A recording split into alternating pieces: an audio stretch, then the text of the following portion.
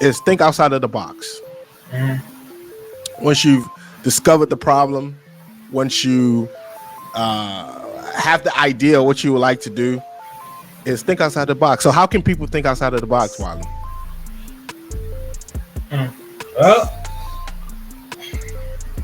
I don't want to put this because this is going to be very interesting. Because the thing about this is really like, well, we have the framework in where are we going in industries. Like, if we put ourselves in an industry, what is the idea of outside the box? Because, like, for me, I say it like this, right? Let's say the grocery store industry, right? Like, let's say we're getting into that, right?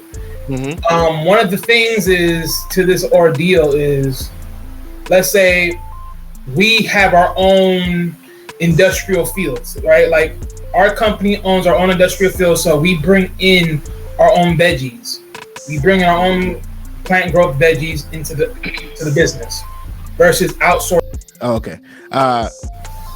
All these tech companies that started, Uber, right? Uber is a cab. Yeah, basically the evolution of taxi service. Yeah, they have no automobiles. They have no cars, right? Well, people technically they do, but that's only depending on if you want to use that service. No, they're not. They don't own any of the cars that the drivers are.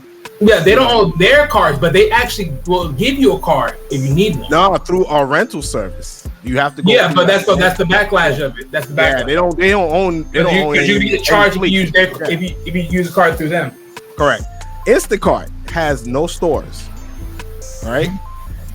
They deliver groceries. They deliver groceries. All right. What other ones? Uber Eats. Yep. No restaurant. They deliver food. No restaurants, but they can deliver cars, no food. They deliver food. Grubhub. Exactly. Yeah. Right. So you have to think outside of the box. How would your idea? How would your business idea make you money? All right. What is so unique about you that you're bringing to the marketplace that people will open their wallet and say, here's $20, here's $50, here's $60. Right. I want to purchase. I want to purchase your services or buy your products. So even to that, right? Like Netflix and multiple other streaming services, right? You can order the movie straight from them, and then instead of you going to the movie theater buying like candy worth more than it is in the stores, you can buy your own candy and your own snacks at the store, or get it through Grubhub and wherever else, and then your movie's right there in front of the movie, right there on the TV screen because you just ordered it. Absolutely. We took we went Florida last year, and so I was there with all my aunts, right? So they were like, "Man, there's no food in this house," because when we got to Florida, we went to Orlando, so we rented a house. So they were like, "There's no food in this house. How are we gonna eat? Who's gonna go to the store?" I said, "Go to the store." I said, "I don't go to the store anymore. I just got up my phone and just ordered the food." So whoever thought of that idea was definitely thinking outside the box, and that's how you have to think as an entrepreneur. When you see a problem, how can you solve people's problems? So Alonzo, I throw this back to you. Go ahead. So I want to give two examples of thinking outside of the box. One was while I was working at Macy's of Herald Square, selling furniture and mattresses. So when you're working on Macy's 34th Street, they used to require you at Macy's to wear all black. And during Halloween, the sales manager of the furniture department was like, "Hey, if you guys want to dress up, you can dress up." So I was one of the younger salespersons there, right? A lot of the other guys were dinosaurs, been there 30 years, were on this fixed salary, not commission like I was. So I said, I'm going to stand out. I'm going to wear a tan suit. And everybody else was wearing a black suit. And the older guys were like, "Oh, you're going to look like an idiot. The customers are going to come up here and be like, well, who's this jackass in the tan suit?" I made the most sales that day. You know why? Because I didn't look like everybody else in a penguin suit.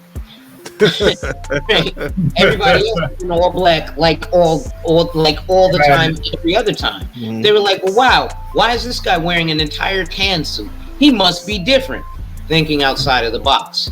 Another thing is thinking outside of the box. Sometimes you can think so forward that the industry itself will clown you.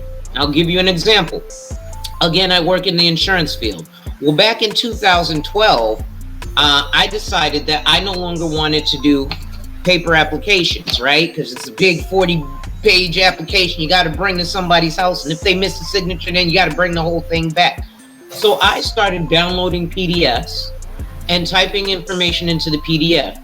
Now, it wasn't like it is today where you can just use DocuSign. You still had to have a physical signature.